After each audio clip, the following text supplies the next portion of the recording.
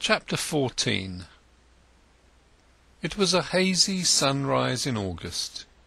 The denser nocturnal vapours, attacked by the warm beams, were dividing and shrinking into isolated fleeces within hollows and coverts, where they waited till they should be dried away to nothing. The sun, on account of the mist, had a curious sentient, personal look, demanding the masculine pronoun for its adequate expression. His present aspect, coupled with the lack of all human forms in the scene, explained the old-time heliolatries in a moment. One could feel that a saner religion had never prevailed under the sky. The luminary was a golden-haired, beaming, mild-eyed, godlike creature, gazing down in the vigour and intentness of youth upon an earth that was brimming with an interest for him.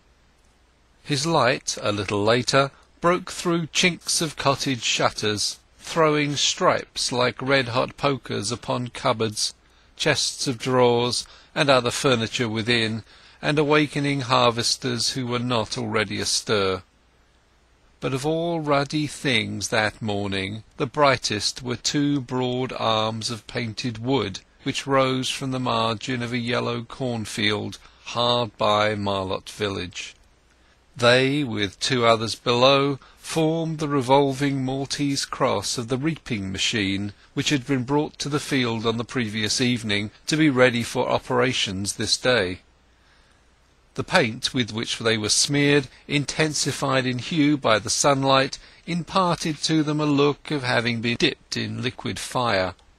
The field had already been opened, that is to say, a lane a few feet wide had been hand-cut through the wheat along the whole circumference of the field, for the first passage of the horses and machine.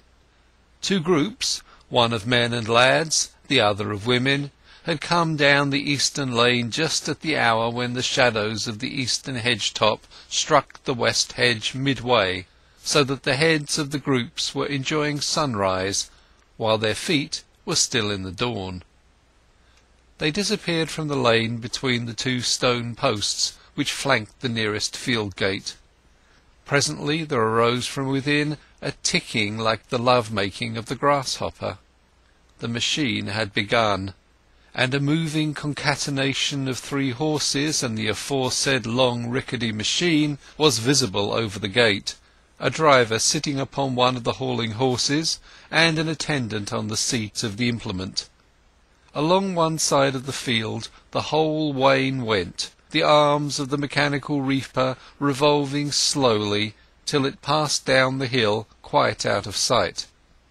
In a minute it came up on the other side of the field at the same equable pace, the glistening brass star in the forehead of the fore-horse first catching the eye as it rose into view over the stubble, then the bright arms, and then the whole machine. The narrow lane of stubble encompassing the field grew wider with each circuit, and the standing corn was reduced to small area as the morning wore on. Rabbits, hares, snakes, rats, mice retreated inwards as into a fastness, unaware of the ephemeral nature of their refuge and of the doom that awaited them later in the day when, their coverts shrinking to a more and more horrible narrowness, they were huddled together, friends and foes, till the last few yards of upright wheat fell also under the teeth of the unerring reaper, and they were every one put to death by the sticks and stones of the harvesters. The reaping machine left the fallen corn behind it in little heaps, each heap being of the quantity for a sheaf, and upon these the active binders in the rear laid their hands, mainly women, but some of them men in print shirts and trousers supported round their waists by leather straps, rendering useless the two buttons behind, which twinkled and bristled with sunbeams at every movement of each wearer, as if they were a pair of eyes in the small of his back. But those of the other sex were the most interesting of this company of binder, by reason of the charm which is acquired by woman when she becomes part and parcel of outdoor nature, and is not merely an object set down therein as in ordinary times. A field man is a personality afield. A field woman is a portion of the field. She has somehow lost her own margin, imbibed the essence of her surrounding, and assimilated herself with it. The women, or rather girls, for they were mostly young, wore drawn cotton bonnets with great flapping curtains to keep off the sun, and gloves to prevent their hands being wounded by the stubble. There was one wearing a pale pink jacket, another in a cream-coloured, tight-sleeved gown, another in a petticoat as red as the arms of the reaping machine, and others, older, in the brown rough wropper all over, the old established and most appropriate dress of the field woman, which the young ones were abandoning. This morning the eye returns involuntarily to the girl in the pink cotton jacket, she being the most flexuous and finely drawn figure of them all. But her bonnet is pulled so far over her brow that none of her face is disclosed while she binds, though her complexion may be guessed from a stray twine or two of dark brown hair which extends below the curtain of her bonnet.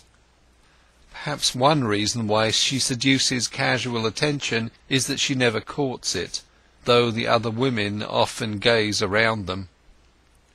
Her binding proceeds with clock-like monotony. From the sheaf last finished she draws a handful of ears, patting their tips with her left palm to bring them even. Then, stooping low, she moves forwards, gathering the corn with both hands against her knees, and pushing her left gloved hand under the bundle to meet the right on the other side, holding the corn in an embrace like that of a lover.